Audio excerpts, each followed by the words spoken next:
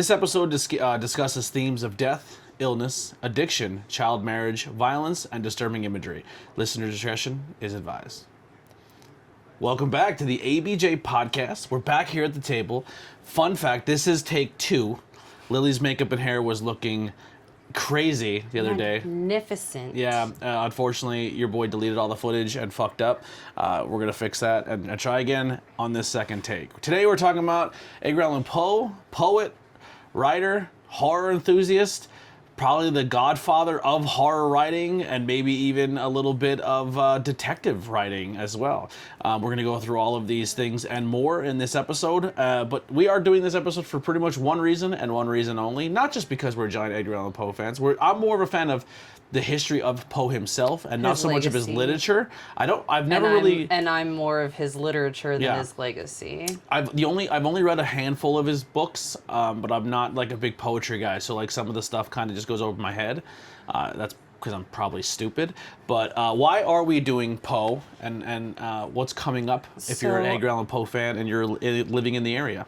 I am, first of all, hi, I'm Lily from WitchCraftsByLilly. If you see She's me learning.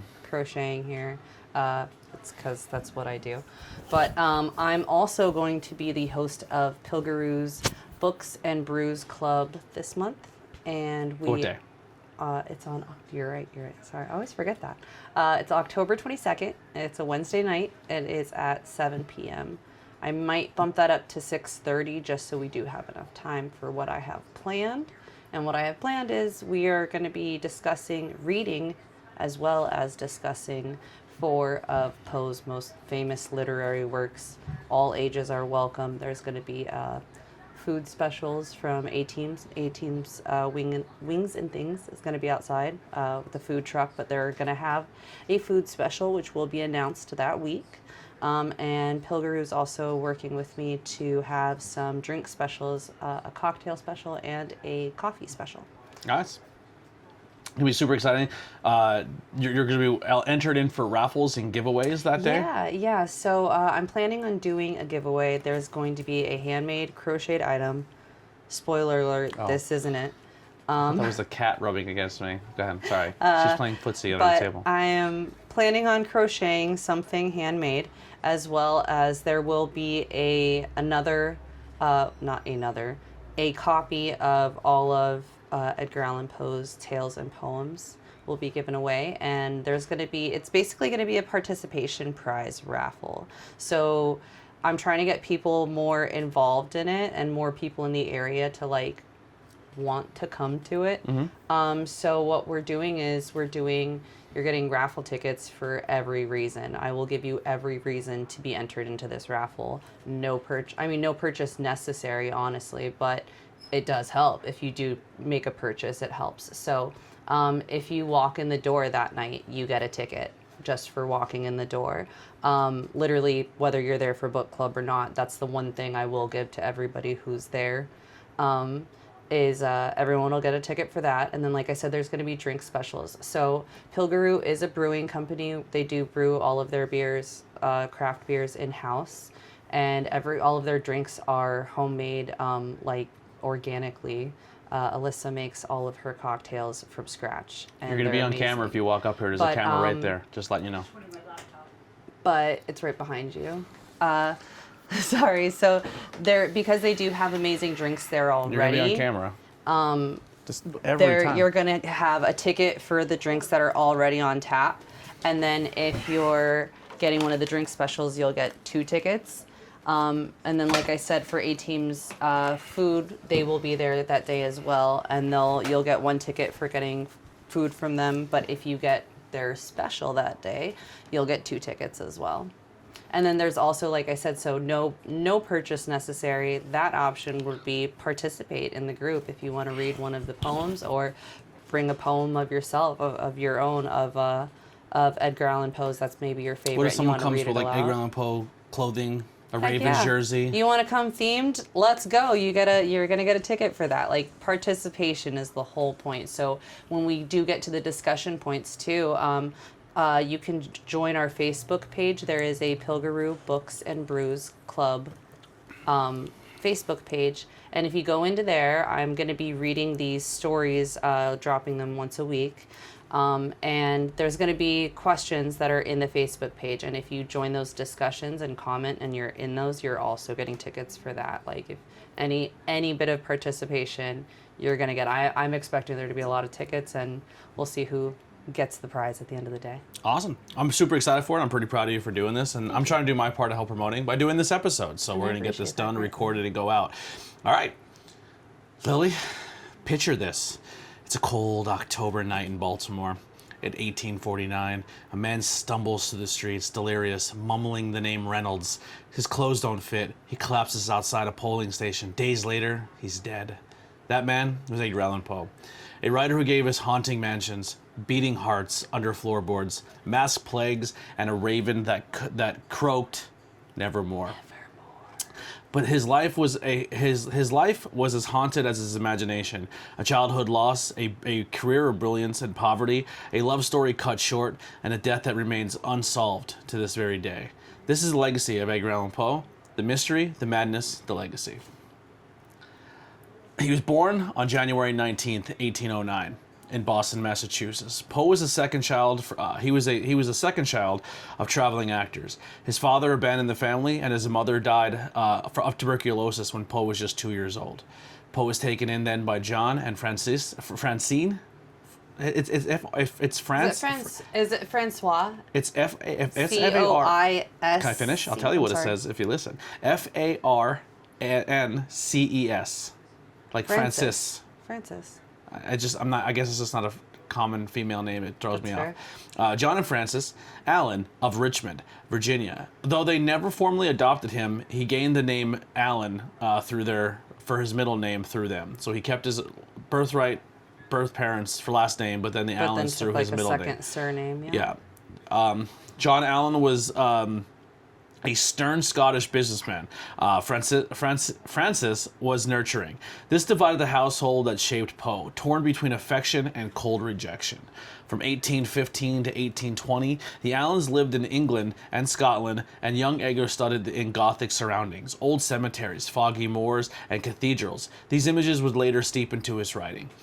Back in Virginia, Poe was excelled in language and literature at the University of Virginia. He studied Latin, poetry, and the classics. But Allan gave him little to no financial support to survive. So Poe gambled, racking up debts that forced him out of college just 1 year later. A letter that Poe wrote in 1829.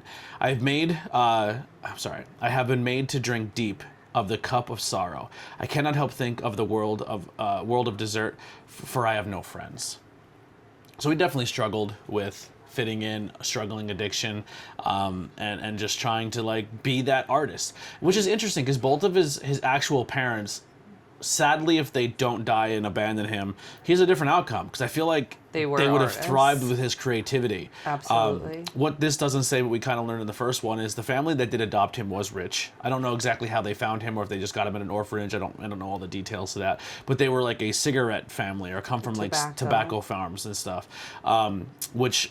I mean, a part of I don't know how much of his life was hey, you were adopted even though you were 2, or how much that actually did affect him, because remembering you're 2 is kind of tough to do. So, speaking personally from my experience, I will say I don't remember anything about my mom, my real mom. So for those in the audience, I was adopted within my family. So my dad's sister adopted me, but I don't remember my birth mother. She adopted me when my aunt adopted me when I was 4, and I was 4 and I don't remember her. Yeah. So had nobody told me that the adoption happened and whatever that story was, I probably wouldn't have known. Yeah. But at the same time, I do feel I very vividly remember having extreme nightmares being very, very young, where I was I don't know that I was in diapers, maybe pull-ups, but hysterical nightmares, and I can't explain them to you to this day, but I just remember waking up screaming. Yeah. Well, let's get into the breakthrough and rise of Poe. At 18, Poe enlisted into the U.S. Army. The Allans, Edgar A. Perry, during this time, he published his first poetry collection, Tamerlane, and other poems. Only 50 prints were copied. Are they available? His original writings? I believe they're in here. That's cool. In 1830, he entered West Point, but deliberately neglected his duties to get expelled.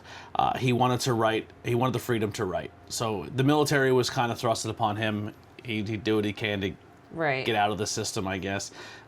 So Poe, to start his early controversies, just dodging the military and his responsibilities. He wasn't a patriot at the end of the day. He didn't care about the man, bro. He had other things to care about. Like he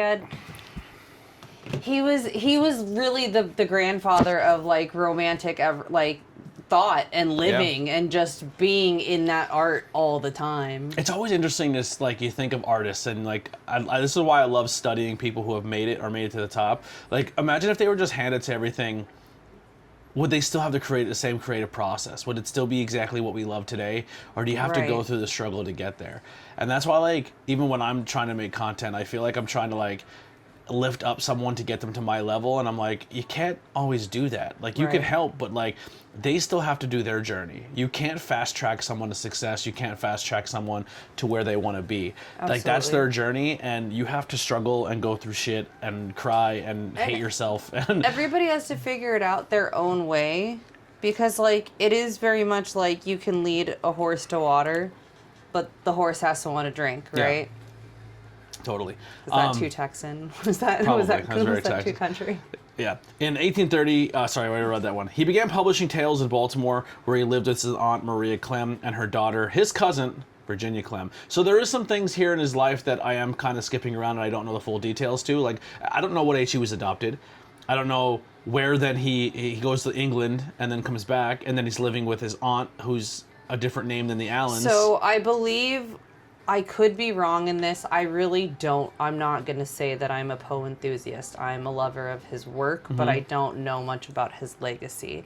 I probably learned it earlier in my life, but I don't have that many brain cells left. I believe that whenever he dropped out of school or had to drop out of school, his stepfather was not approving of it, and he had to go then live with his aunt. But was it on of his biological side, or was it? I don't know. Yeah, that's what I'm interested in. Because where'd he go? So he moves back to Baltimore with Maria. So I'm just deducting that maybe with his aunt. With his aunt. Wasn't it Anne? Anne Marie? Maria Clem. Oh, sorry. Yeah. I was off. So. My bad. I'm thinking maybe Maria Clem was related to his biological family, because he went back to Baltimore, and that's where they did say his mother was like more nurturing, so it would make sense that like her family would probably. Listen, there's more we still have to learn here. We're just trying to give cliff notes so you guys can learn, and we're not trying to make you listen to a 4.5 hour podcast. Plus, I don't want to edit a 4.5 hour podcast, so definitely look into more things. I'm sure there's great books about Poe, documentaries, whatever. I know I'm going to dive into more and try to learn more myself, but this was kind of thrown together. I didn't get to do the full research I wanted because. It was like, hey, can we do this? Yeah. So. Yeah, I'm gonna leave it. What I was gonna say though is I am excited for you to watch The Pale Blue Eye. Yeah. Because like after now, I watched it recently, and now like this is the second time we're doing this, but like relearning more about his legacy and then watching the movie is like a cool. Is it not about him, or is it about his writings? Like, it's about a young Edgar Allan Poe in like as a cadet. Gotcha. All right, and also we're talking about him marrying his cousin Virginia. Little bit of controversy here. She's 13. So. And we figured him out to be about 25. Yeah. So maybe a little bit of a yikers in that situation there. But yeah, let's dive more into that. In 1836, Poe married Virginia. She was only 13. Though shocking to the modern eyes, marriages of this type were not unheard of in the 1800s. Right. Still, their bond was deep, and illness later devastated him, because then she also died of tuberculosis, the same way his mother died. The trauma, am I right? Poe became the editor at the Southern Literary Messenger. His savage reviews earned him the fame and his enemies, which then nicknamed him the Tomahawk Man. in He 1830. did I think he was doing satire at that time too, if I'm not correct. If I'm not He's like, was incorrect. he like our first shock jock? He was like our first Howard Stern. In 1839, collection Tales of Grotesque and Abercrest, I'm probably saying that wrong. Arabesque. Thank you. Was his first major success. The true breakthrough came with the 1845 with The Raven. So The Raven was part of another book, but that poem was the one that really, really set him off.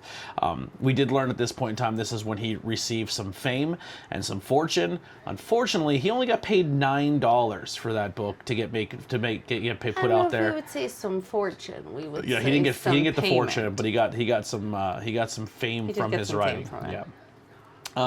The poem was printed in newspapers across the country. Poe became instantly famous, but his fame didn't bring fortune. He was still only paid a few dollars for it.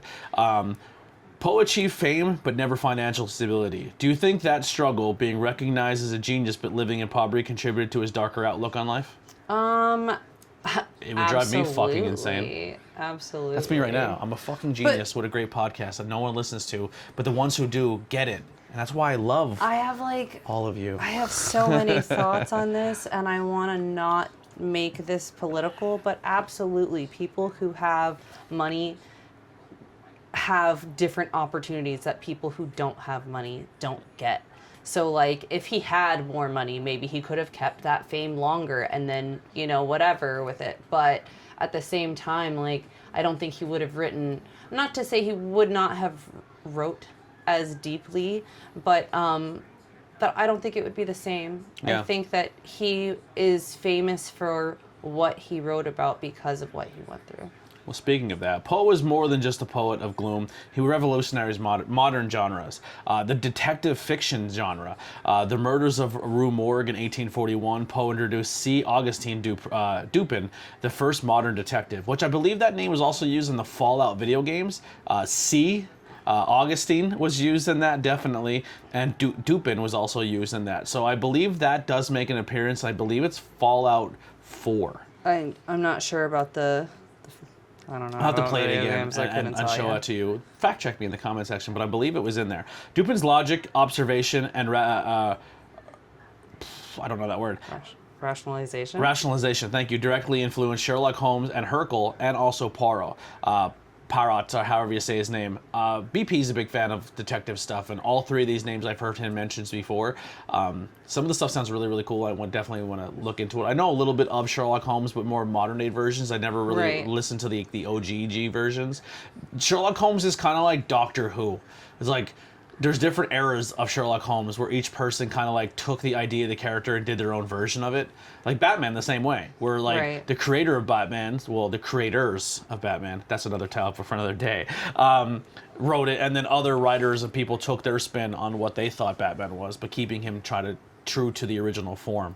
So I would definitely love to learn more about Sherlock Holmes. That's a name on my bucket list that I want to research and learn more of. Heck yeah, I'm with it. Yeah, but Gothic horror. The fall of the House of the Usher in 1839. Family decayed, mirrored in a crumbling mansion. A telltale heart. A murder driven insane by guilt and the imagination of the beating dead man's heart.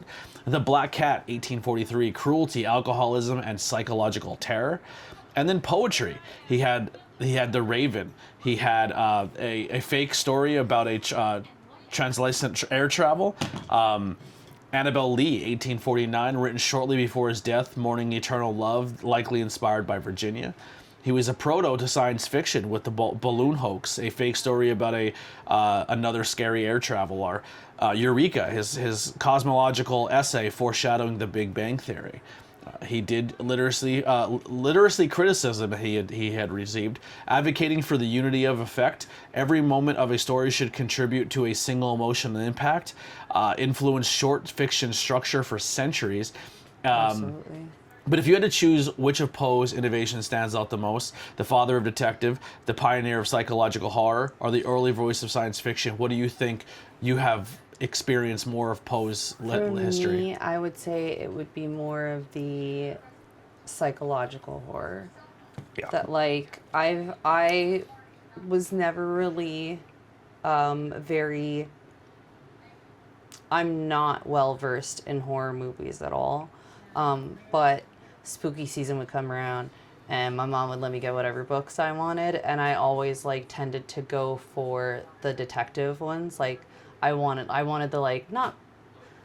We could go like Goosebumps for sure, but like I also wanted like all the Harriet the Spies. I wanted the Hank the Cowdogs. Like if we go even younger, like I liked the mystery thing, and he's absolutely like. So you're more driven by his detective series Yeah, than his gothic. but his well, horror. I would say that in my younger days, I was more driven by the detective stuff, and now I feel like in my maturity, not that I'm not mature, but Working on it. wow, I think that I've found more beauty in, like, I see that maybe through all of my trauma, maybe that's what it is. Yeah. Is it me? Am I the problem? I don't know, but I think that after having having gone through that trauma and then going back and rereading it, I'm like, oh wow, I see it all kind of in a different light. Yeah, I definitely, like I said, the idea of Poe, I never really read his works, but I definitely know his works through other means of pop culture. I won't go through them because we probably talk about them here later, but definitely like detective. I'm a Batman guy. I'm a Sherlock Holmes, like that aspect too. The same with you. I loved all that. Then growing up, a big chunk of who I am as a kid, besides the pro wrestling and like Ninja Turtle aspect and superheroes, was also horror. Like I was really thrusted into the horror genre very early. My parents, I remember watching, and my uncle Butch watching Are You Afraid? I mean Tales of the Crypt, which then led me to love Goosebumps and Are You Afraid of the Dark. My other Uncle Steve, super into the classic Universal monsters and loved the Twilight Zone. Like if some families watched the Christmas Story on Christmas, our family New Year's Day, New Year's Eve, Twilight Zone was on until the ball dropped. Like that was on in the rooms. Was a Twilight Zone. Oh my gosh, you know what I mean? I kind of love that. Yeah, that's amazing. It was that was big, and like and then like I would sit like the families would kind of split into like two groups. Like the guys were in one room and the girls were in the other. Like the aunts and the uncles. I feel like that happened at our house too. And the uncles would be either they would just transition to talking points and debates and who was the best and what was the greatest and quoting TVs and movies. So even watching my adult figures quote, like my Uncle Frank quoting Married with Children quotes or the Honeymooners over and over and over again, and my Uncle Steve singing Beatles songs, like, but then also switching into like who's the greatest running back of all time, you know what I mean? So like I was like, it's funny, and then the aunts are into the dark and the spooky as well as them. Like I was very thrusted into a family that creativity and horror and all that stuff was very much a part of that. But so, and I could see like so much of now what we know as Poe in a lot of that, which is kind of cool. Yeah. Well, let's get into controversies and conflicts. Poe had a reputation for alcoholism, though modern scholars debate whether he was a chronic drinker or simply unable to just handle small amounts of alcohol. So he might have just been a really cheap drunk, but who knows?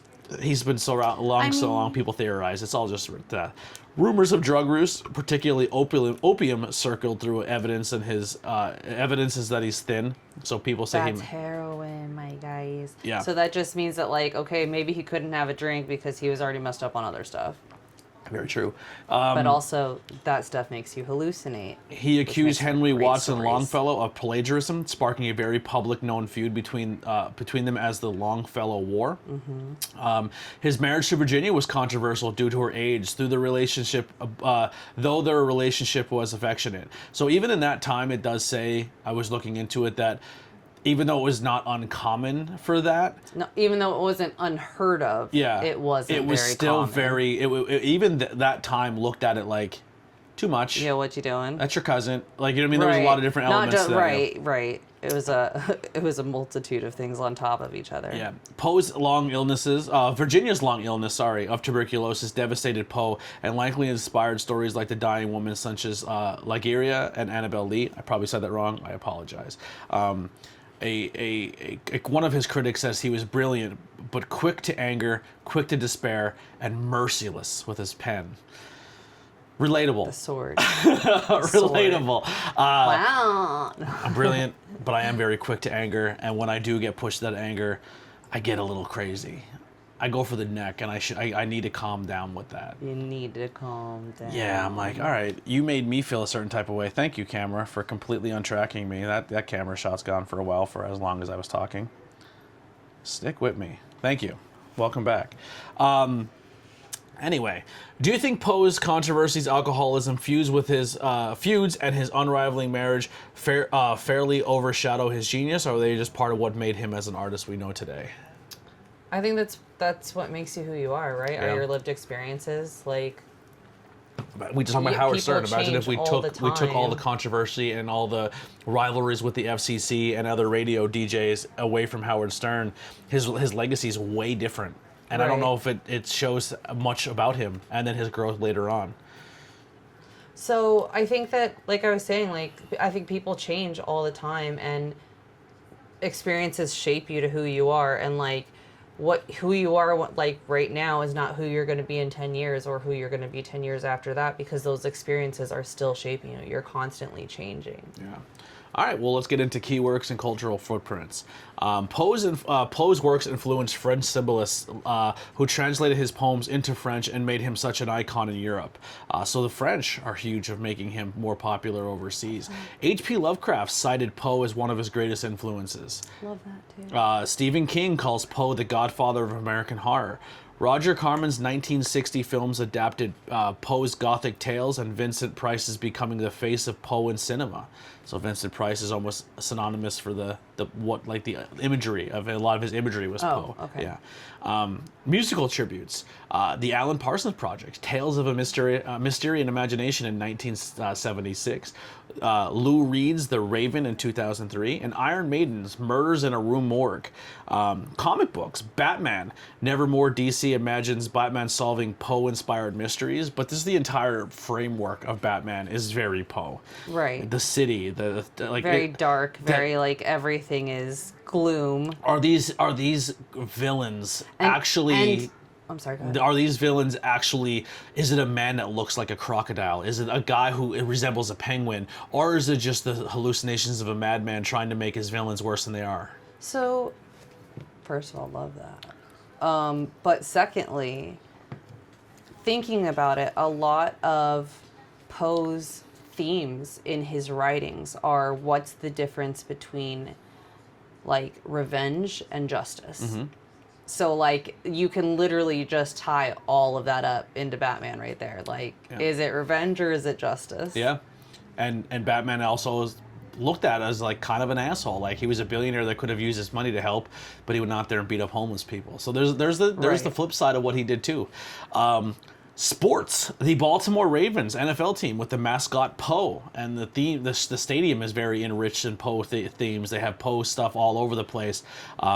We did talk about before that you are officially, as of not this week but next week, declaring yourself a Baltimore Ravens fan. Next week I'll be a Ravens fan wholeheartedly. Who's your quarterback right now? I don't know. All right, his name's Lamar Jackson. He's really good. Yeah, just trying to help you out a little bit. Appreciate that. We'll get you there. Wait, who's the quarterback for the Broncos? Because I don't know that either. Yeah, exactly. She just likes the colors. This is what it comes down to. That Pop culture was a more. spite thing. The Simpsons, Treehouse of Horror, retelling of the Ravens remains is still one of the most beloved parodies. That's right. They did. I think Bart is the Crow and Homer is. You Poe. said, what We should was watch it? it. What is it? Wait. There's a Treehouse of Horror episode where they, where every Halloween spooky season, Simpsons do what they call, it's like their horror episode, and it's called Treehouse of Horrors. Okay. And it's a bunch of like short little cartoons, but like of them So, like little meeting the montage of aliens clips. that come down, but the aliens are feeding them and getting them all ready, and they're like, "This is great, you guys taking real care of us. Well, we want to get you all fat because you're our dinner." Like, you know what I mean? Like, then they freak out, and then it goes to another. It's Bart goes up into his treehouse and he reads So these it's kind scary of like stories. Robot Chicken, but hosted by Bart, like in Kind his of, treehouse. he goes to his treehouse to read scary stories, but then those scary stories are turned into a cartoon. Instead of you hearing him read it, it's turned visually into something. But they do a Nevermore, the Raven, that's whole cool. thing. Yeah, We're definitely gonna have to watch that.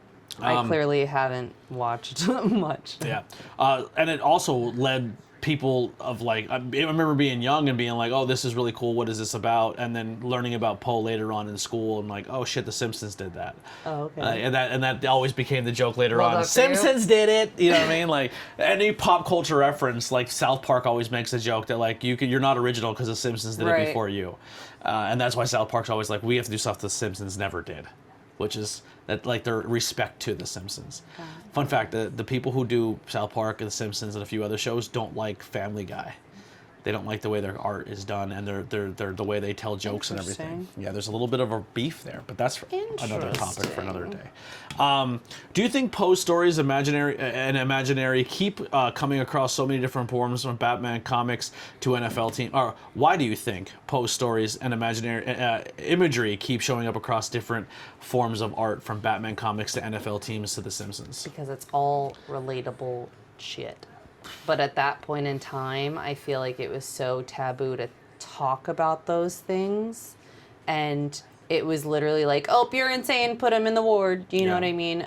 So I feel like he wrote everything down as works of reading material to kind of just make it through life, maybe, so to speak. But I think that the reason why they are so revered to this day is because all of it is so relatable. Like it's so like those villains could all be someone that's in your life. Like those themes are all themes that are present in everyone's lives. Has your phone been going hard with Poe stuff since the last 2 days of us talking about it? I just realized mine has not at all. No. I thought that was kind of strange too. Interesting, yeah, because like I've been looking at that. Like, I Amazon Poe. I done research on Poe. Yeah, we've posted about Poe. Well, no, I was looking at a purse, but it looks like one of his books. But I've been looking at that for a while, and last week, before we were talking about all of this, actually, before I even, that's really weird. Before I even knew about book club, I got a text message like reminding me, hey, you have a coupon for that. But I didn't even know I was going to do book club at that point in time. Yeah. Like since then. I was thinking that I haven't gotten that's anything. That's weird. Yeah. And we've done a lot of stuff. Well, speaking of mystery, the mystery of your phone not listening when you don't think it is, to his mysterious death. On October 3rd, 1849, Poe is found outside Ryan's Fourth Ward polls in Baltimore, a Baltimore tavern, doubling as a voting site. He was delirious, incoherent, wearing somebody else's shabby clothes that did not fit him. At Washington College Hospital, he slipped between moments of lucidity and hallucinations where he called out the name Reynolds again and again. On October 7th, he died. His final words, according to Dr. Moran, was, "Lord, please help my poor soul."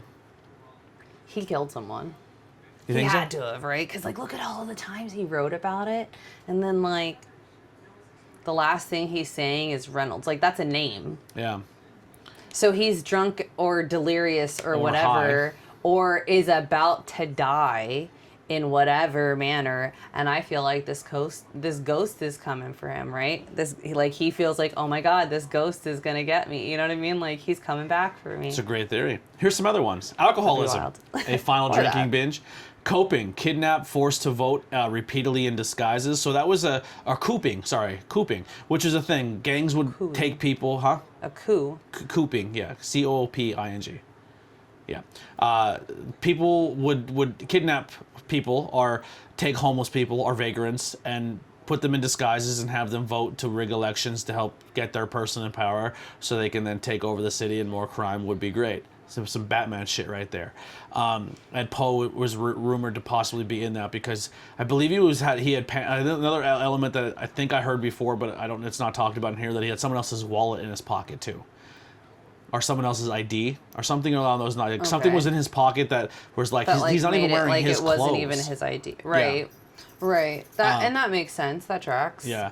Or he, like you said, he murdered someone, his clothes are covered in blood, and he took the other person's clothes. Who knows?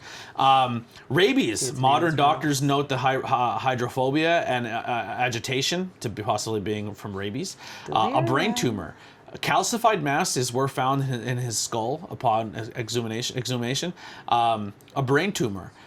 Sorry, I already said that. Murder. Beaten or silenced by his enemies. They think maybe he was beaten down and he maybe had some brain trauma. And that's why he was hallucinating and struggling and he kind of couldn't get it back together. Or other illnesses. Diabetes, hyperglycemia, carbon monoxide poisoning also on the list of possibilities. Or what if it was the tuberculosis? We don't know. Dr. Moran archives here that his mind was restless, his speech is disorders. He called for Reynolds. Who Reynolds is was I cannot say.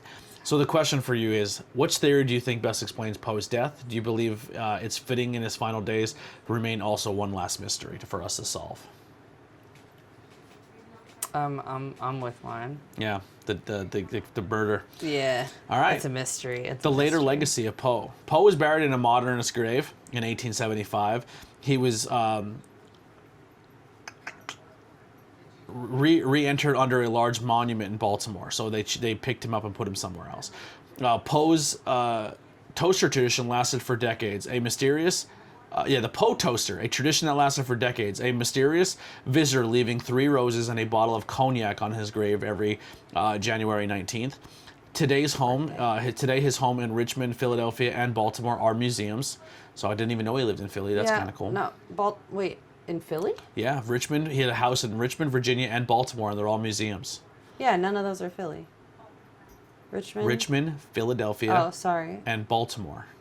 All right, my bad. Yes. I'm out of it. Sorry. I have the delirium. His work, yeah, maybe you have the rabies. His work was studied worldwide. His face and stories are instantly recognizable. He does have a very recognizable face. I think when people put up that black and white image of his face, I have it on that candle back there. yeah, it's just people immediately like, that's Edgar Allan Poe. That's him. That's yeah. which is pretty sick. It's also really cool because if you actually put him side by side by William Shakespeare, they very much could have been like distant cousins or something, but everybody knows which one's William Shakespeare and which one's Edgar Allan Poe. For men who were not the faces of their art. Right. For them to be remembered for their face is a Right. sick thing to think about.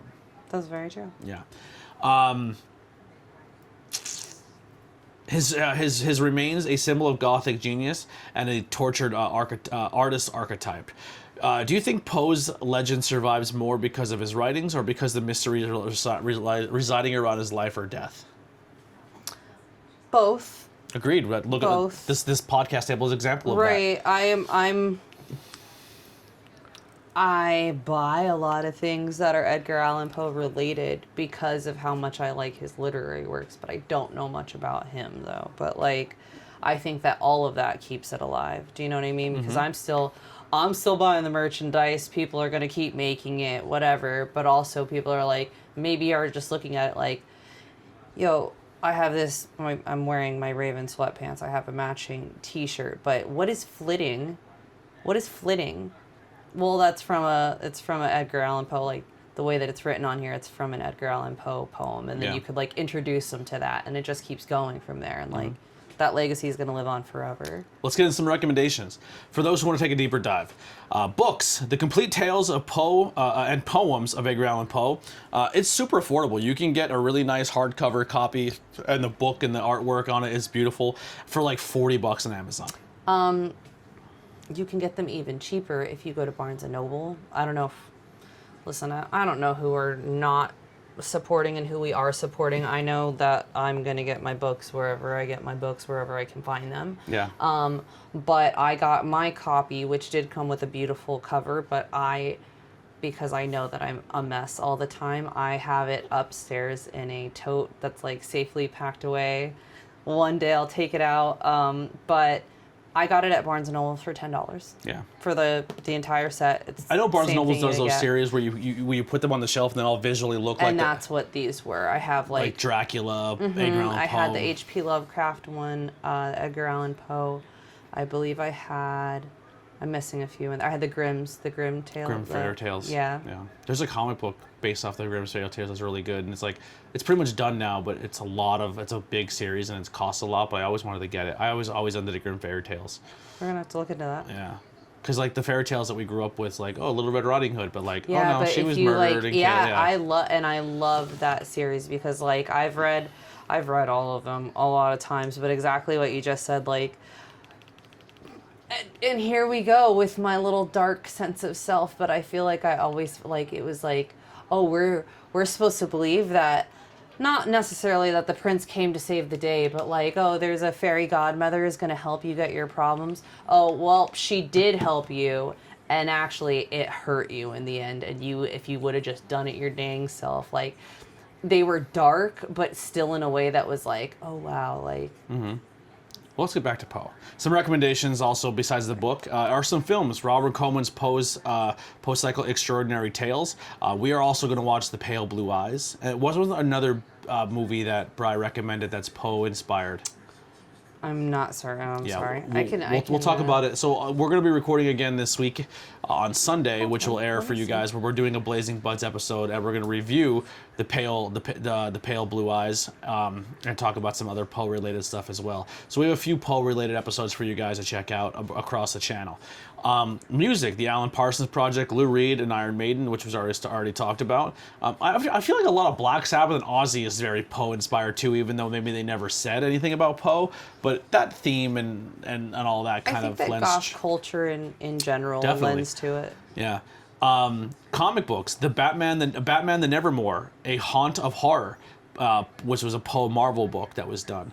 Games, The Dark Eye in 1995 with eerie adaptations of Poe's tales, and also the House of Rise of Usher on Netflix. Wasn't that also another thing? Yes, which is it's the same creator as the Haunting on Hill House. Yes, that whole series. That creator did that as well. Yes. If you had to recommend just one Poe story or poem for adaptation for new readers, which one would you choose and why? For a new reader, I would say The Raven. I feel like it's not so deep into the growth. Or honestly, if poetry is your thing, I would say The Raven. Because it's not... It has a bit of substance to it. It leaves you wanting more. It makes you question things. It has like a little bit of all of his themes into it. The beauty in everything. The beauty in, or seeing the beauty in the darkness of things. I think that that kind of encapsulates it all. But I think that if you want like something like a little shock twist value, The Cask of Amontillado is my favorite. Because like that's where he buries the guy in the cellar, alive. I mean, yeah, bury the lead. Spoiler alert if you haven't read it since the 1800s. Just because it came out in the 1800s, if they're a new reader, no. I don't know. But that one, I remember being in school and first reading it. I think I was 10th grade reading it and being like, wait, what just happened? Did we miss something there? Like, can we just backtrack a page and just like, it was such a... Plot twist. I mean, yeah, a plot twist, absolutely. It was very much a Fight Club moment. Like, what? Yeah. For me, I'm not... Reading books, I don't get very visual. Now, audiobooks are great for me. I found a love of reading books through audiobooks. I'm not someone who could... I'm a very visual brain person, which is wild to me, that I cannot read something and get the same effect. I read something and I'm so focused on the words of what I'm saying that I'm not able to let my brain put the picture together. So it's like it just doesn't work for me. It's like 3D glasses. Like I can wear them any way I want. I'm not going to see shit in 3D. Right. You know what I mean? Oh man, I hate those things. Yeah. What's the freaking point? But that's just so. But if I listen to an audiobook, I 100% visually get there. And there's only one book or one or two books that I remember like reading where it visually put me there where I was like, oh shit, but somebody was reading it to me. When we were in class and everyone took turns reading, I didn't want to read, not because I also sucked at reading, was very self-conscious about it. Another reason why I'm doing the podcast in this form to help better myself at my public reading.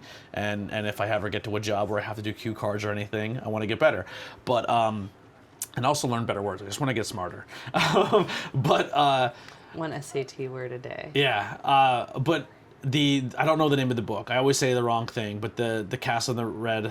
Oh, the Mask of the Red Death or whatever. The Mask of the Red Death. Yeah, I love that one. Like I visually was there of like watching this party, and each room had its own theme and color scheme, and he just went through the party and everyone bleeding out of every orifice of their body. There's theories that specific short story is based off of Dante's Inferno. Yes, but like the 9 levels of hell, and going through each one is like going through. So you're going through a different room, but you're actually going a little bit deeper. Yeah, I always looked at it. My visual representation was like the last room was where the richest of the rich and the kings and the queens and the leadership were, and there was like a pyramid scheme. Every room was just there, but you're all implicit to the same crime. Right. And death was like, I don't care how much money you have, you're all going. Right. And that's how I perceived it, and it was very punk rock to me. Yeah. That's fair. That's completely fair to be like, they all die. Yes. Yeah, it's like, fuck them. And then the homeless people outside are like, we can't even take their shit. It's covered in blood. Anyway, yeah. All right, well, let's close this one out. Edgar Allan Poe was more than just a writer. He was a visionary who gave us nightmares, detectives, doomed romances, and a world that we still in worlds that it still inspires. His life has ended in mystery. His stories will live forever. The same. Some say the greatest mystery is we'll never know how he died, but maybe that's perfect ending for a man who turned the shadows into his stories. And so, the Raven whispers once more, nevermore. Thank you guys for tuning in to the ABJ podcast. Make sure you come to Brews Giving here at Pilguru. If you can't physically be there, Brooks and Brews Club. Brooks and Brews at Pilguru Brewing Company. If you physically can't be there, we can also figure out ways that you can get inspired, or you can come and hang out just by watching this content if you're not local or from around us. Also, if you want maybe something Poe inspired because you like Poe and you like the fact that Lily's also into Poe, she reach out to Witchcrafts by Lily. She has all these great ways that she can create things for you, whether it be refashioning old clothes, putting stuff on clothes, crocheting. The lists are the possibilities are endless. So hit her up for all your creation needs. Thank you. And what I was going to, what I will add to that is, even if you can't be there that day, like I said, if you join our Facebook page and you jump into the chats and you're discussing things in there, I'm still going to be throwing tickets in for you. So you still have a possibility of winning that prize. So even if you can't make it that day, if you win the prize, I'm going to be, contacting you. We'll figure that out later. But you don't have to be there to win the prize. There's a bunch of different ways to be there. But again, another thing about our book club is everyone's welcome. Pilguru, although it is a brewing company, it is an all-age business. Yeah. They have, like, if you're worried about it, we've had, I have some bodily injuries going on currently, but before all that happened, I was bartending there. And we've had families come in and their kids sit, not saying that they're not, being negligent or anything, but the kids sit and play on the Xbox. We have a Wii there. There's board games. There's stuff for everybody to do. The owners bring their kids.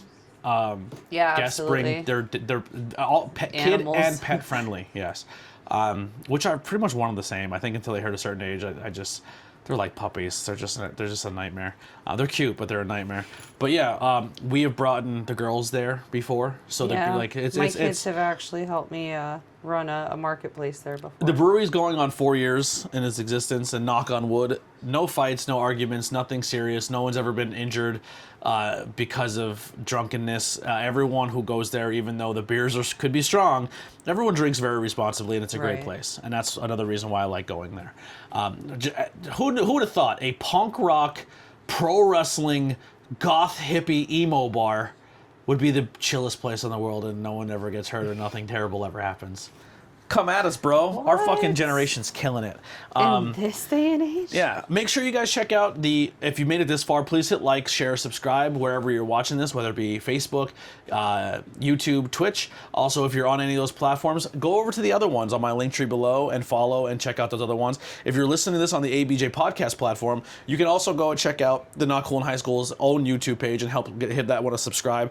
It has all the past previous content of Not Cool in High School since the beginning when it was still the Not Cool in High School podcast, but now it's just a subsection of the ABJ podcast. I know that doesn't really make a lot of sense, but in my brain it does. They are the same, but they're all their own entities. And hopefully in the near future, we are back at the table, which is a huge thing for me.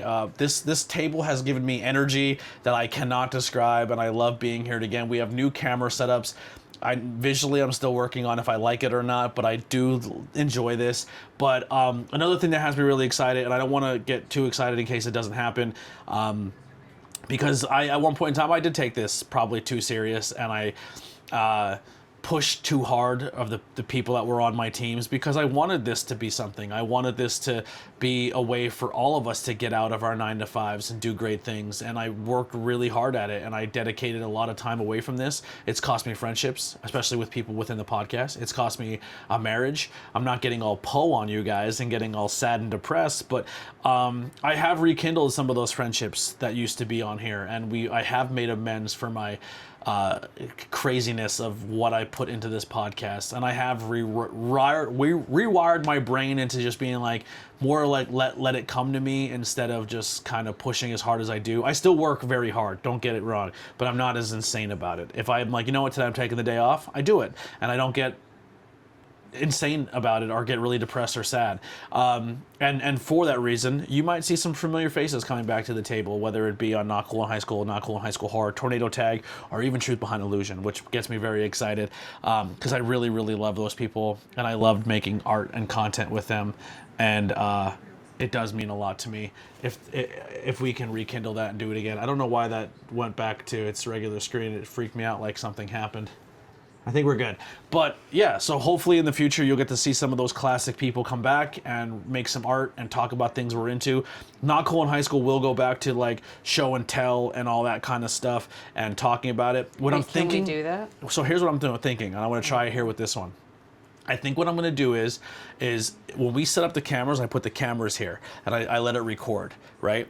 And then I think after we finish, I'm going to let them record because there's some moments in there where we keep talking. But I think what we're going to do is these episodes are going to be almost like 2-part. So but they're all going to be on the same video.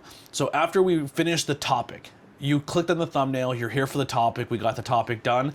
Once it's done, we'll talk about what we've been into, catch up, show and tell on the topic, and like, hey, I'm also playing this video game or talk, because that was a fun fact of the Not Cool in High School is like every week we're like, yo, I watched this movie, here's what I thought about it, you should go check it out, and then if we all collectively liked it, we did an episode on it.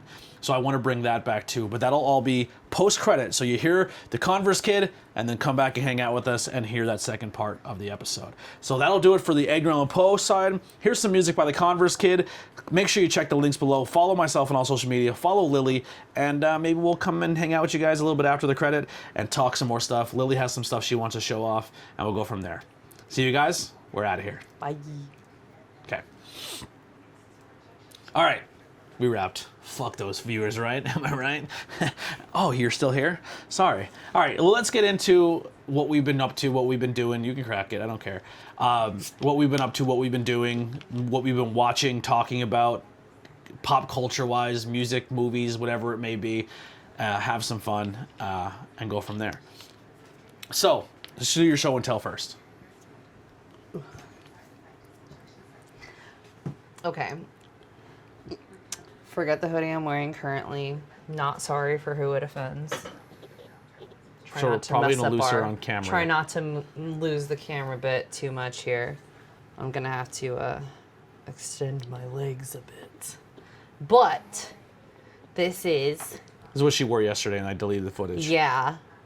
My makeup, my hair was beautiful. I have second day curls, so we're just, here we are. But it's okay because Poe would love me to look insane. Yeah.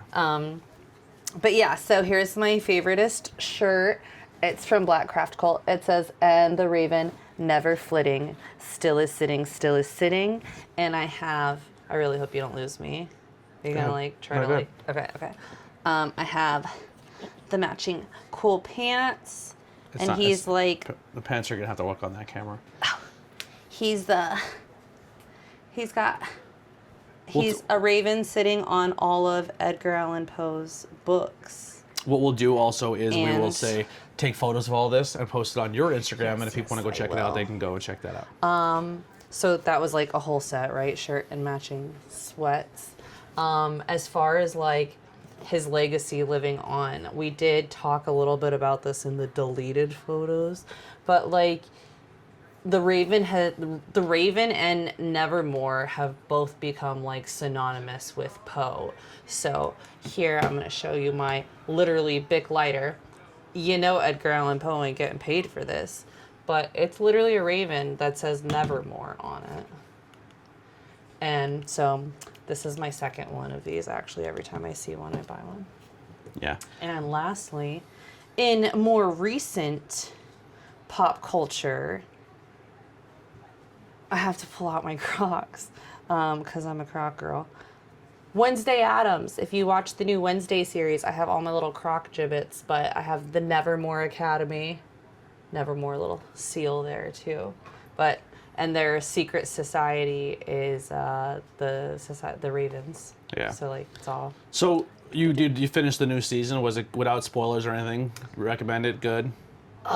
Okay, so first of all, I'm a little frustrated that they split it up the way that they did. They only put like I think it was only like 3 or 4 weeks in between the first part of the season and the second part of the season, and I kind of get why they did it because there was only a total of I think 7 episodes, but it was really really good. I think that like I rewatched it recently. Like it only came out recently, but I already rewatched it. But watching it from beginning to end and not having that separation in between, I really enjoyed it.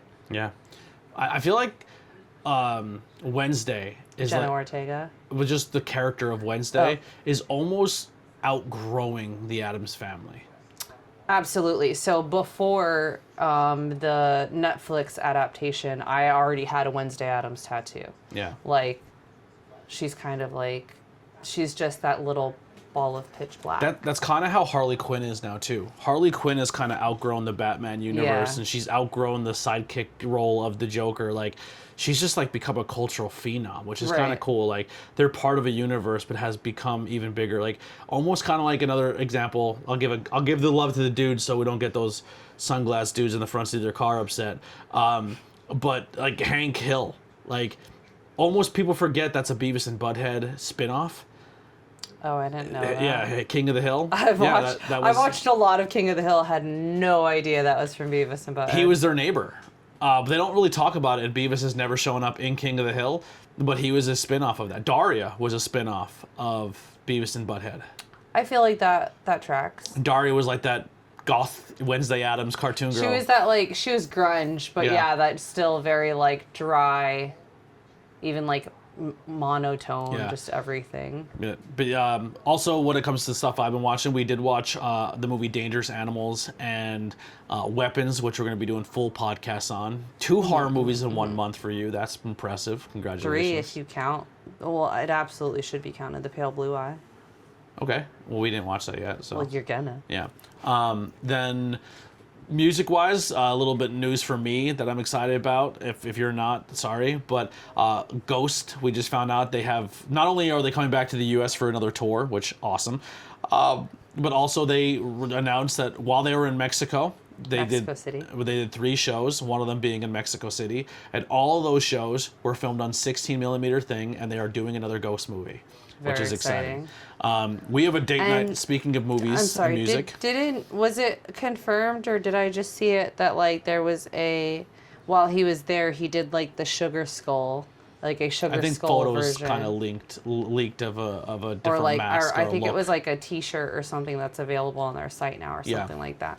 But the we also are we got our tickets already. I think we're one of the first ones to get it.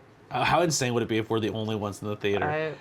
It'd be hilarious, but I don't think that's going to happen. Yeah, but we are going Look how far we are driving to get there. We are going for the second night. It debuts Friday, Saturday, and Sunday. I guess we'll do a car review. We'll do like a vlog style episode where we go and do our best to talk about it. I don't think we could bring cameras in, but we'll film some stuff on our phones that we experience. She even thought about maybe going early and doing content with people of like Swiftie style content, which we'll see. I'm not sure. I get really nervous going up to strangers, but maybe we'll do that. But we're going to see the Taylor Swift album release, movie, video, whatever the hell it's going to be. So it is the release of her music video, The Fate of Ophelia, which comes, so the album gets released Thursday night into Friday at midnight, and then the release party is in the movie theaters Friday, Saturday, and Sunday, but you're only seeing the music video for The Fate of Ophelia, and then you're getting all of Taylor's like what she did to put into this, like all of the behind so you're not the listening scenes to of the like album? What's going into it. No. So I'm gonna be spending all day Friday just with it in loop in my ear and then try to get it. All right. Well, then I guess that's what we'll do on the way up to the show is we'll listen to the album. I'm also crocheting because, hello, cardigan, and yes, that is a Taylor Swift reference, not telling you what I'm making, but also cardigan. So, of course, this all happened. You got the tickets yesterday. Yeah. We were I was all goth girled out yesterday, recording for Edgar Allan Poe. And today we are again today. And, I mean, Taylor Swift's think kind of goth. I mean, she's the daughter of Anton LaVey, right? That's the conspiracy. Anyway, so we're doing all this Poe stuff, and in the midst of it, I'm making a Taylor Swift cardigan. But that's the life of a Poe girl. Yeah. Get it? No. It? Oh, her new album's called The Life of a Showgirl. Gotcha. Dang. Yeah.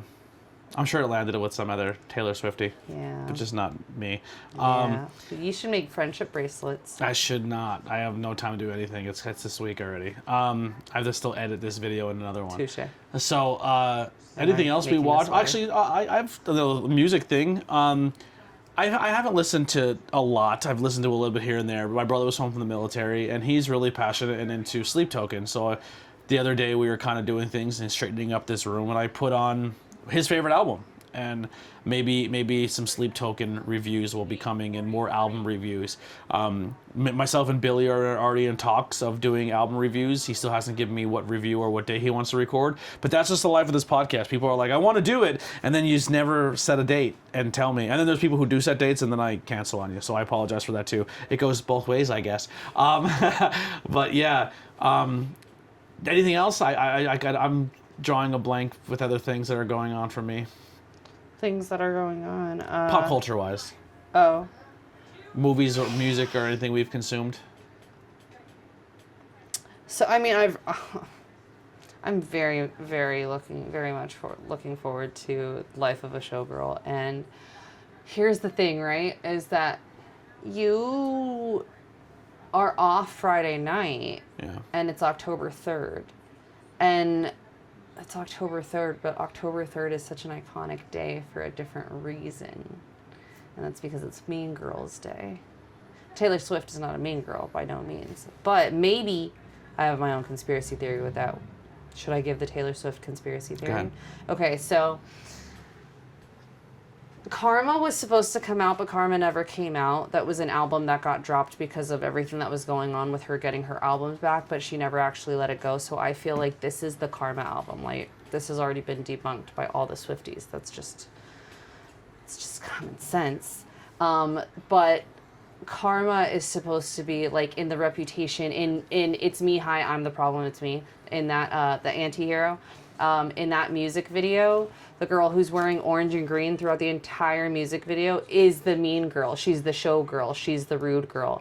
So it's like, maybe like Taylor Swift is dropping Easter eggs left and right. Maybe she's just releasing it on that day because this album is about the mean girl. This is from that mean girl's perspective. Like, Gotcha. Interesting. Okay. Mean Girl Day. That's my. We'll see if that's true. You know, come in a few days. I also want to this weekend, or not this weekend, but sometime this month, I need to find a Rocky Horror show, whether a live production or a theater playing it. Absolutely. We found that our theater's doing it, but it's on a Wednesday or Thursday night, and we don't have the money to go, so that's not going to happen. But hopefully sometime in the month someone's doing it. I definitely want to make that a yearly thing. I haven't done it in a while. I just think with your hair pink, I'm sorry, I will go back there. You should. I think we should do Mean Girls finally. I should make you watch Mean Girls. Okay. It's a cult classic at this point. We have a table, we have time, we have me and you. It's easy to book with you because you live here. Right. So yeah, we can do more movies. I'm making you watch all these horrors so you can make me watch your stupid ones too. Girl movie. Yeah. You're gonna watch Clueless too. No, All right. I'm just kidding. I'll watch it. We'll watch it and talk about it. Honestly, Clueless is. We could talk about how it doesn't. That's Alicia age Silverstone, well. right? Yeah. Yeah. I'll watch them There's both. a lot of parts in it that don't age well. I'm gonna make you watch some fucked up shit though. You do. No, I haven't. I've been really. I didn't pull your hair out, but the reason you didn't get a lot of braids done during Dangerous Animals is because my hands were in my mouth, like going like this that was the entire nothing. time. I know. I've Dangerous- watched movies with you. That's my Dangerous point. Animals Like, you're is telling me, like, oh, but Sesame have Street. you watched some messed up shit? Bruh. I watched somebody get cut in half from their hoo-ha. Terrifier, which part 3 we're going to be doing as well soon with Courtney. But so much coming out. Thank you guys so much. This is, I guess, podcasts are ended, but thank you for hanging out with us for the bonus scenes. Super dope. If you guys like this format, let us know. Let us know in the comments. Engagement. That's how we grow. These algorithms are 100% based on what you're watching and consuming. If you have made it this far and you haven't commented or hit liked or engaged on this at all, you may lose us. The algorithm is pretty much based on what you engage in and what you're watching. And if you just skip through it or don't come or come and leave, it's not going to help. And it's the way it is. If we grow, we grow. If we don't, we don't. As at the end of the day, I'm making art. I'm happy doing it, and I'm doing it with people I care about. And that's my sappiness. We're out of here. Enjoy yourselves. Have a good spooky season. We have tons of spooky season content coming for you. Even though the Not Cool in High School page is dedicated and the horror page is its own thing, we are doing speaker-related stuff on each page this month because that's what it is. But also, if you want more Poe, come hang out with us on the next episode of Blazing Budge, where myself, Bri, and Lily sit down and hang out, smoke, and talk, but then also cover some Poe and review a movie. We'll see you guys next time. We're out of here.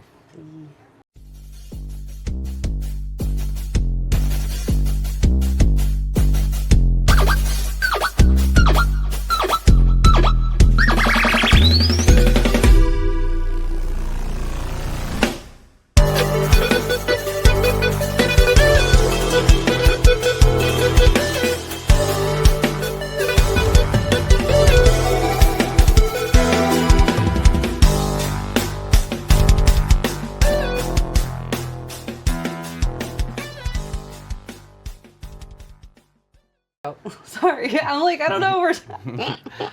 I'm trying not to put the drug use in. No, that's fair. shot. That's fair. What did you talk about though? Like The far as history, Monterey things goes? going down, the school, education system, poverty level in this town. Like fun facts about the town, but also positive facts about the town, and like sports and how the town is very derived on its sports history, as well as like local fire departments and churches. I know you talk about Monterey City all the time, but I'm excited to watch it because I don't really like.